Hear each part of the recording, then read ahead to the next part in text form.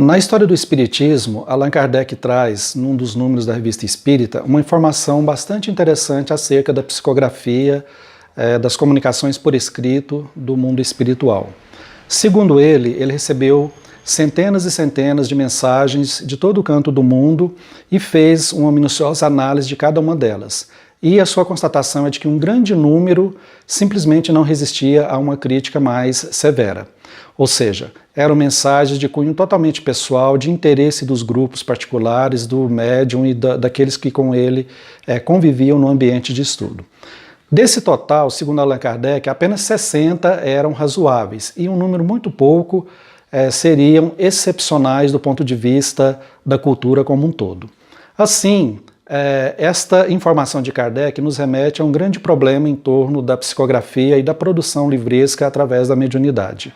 Nós sabemos que os espíritos são os autores das mensagens. E o grande exemplo, aquele divisor de águas nesta perspectiva, foi Chico Xavier, que, segundo as suas biografias autorizadas, o médium doou todo o direito autoral das mensagens dos livros para publicação, alegando que eles não lhe pertenciam, mas eram de autoria dos autores espirituais. Mas na história do próprio Espiritismo e do movimento espírita, sabe-se daqueles que publicam estas obras, mas recebem os direitos autorais. Então, uma grande questão ética, uma grande questão pragmática se estabelece. Seria lícito o autor receber pelas mensagens do mundo espiritual? Porque, na verdade, algumas questões mais complexas se instauram, como, por exemplo, o médium, por mais que o autor espiritual seja separado da personalidade do médium, mas o médium também participa com a sua cota de tempo, de esforço, de estudo e, de certa forma, então, uma espécie de coautoria.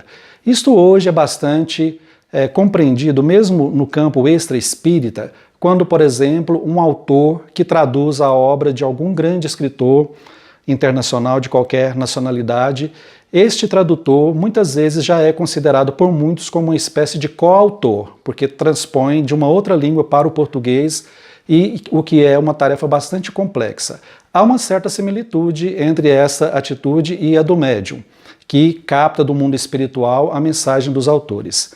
Assim, realmente é uma questão bastante complexa e que no Espiritismo se estabeleceu algumas variantes em torno dessa problemática, como muitas obras sociais, assistenciais, culturais e doutrinárias como um todo que têm sido mantidas pela psicografia, que os médiuns captam no mundo espiritual e comercializam para que todo o fruto seja revertido para estas instituições. Sem dúvida alguma, é uma abordagem, é uma perspectiva que merece ser analisada com bastante cuidado.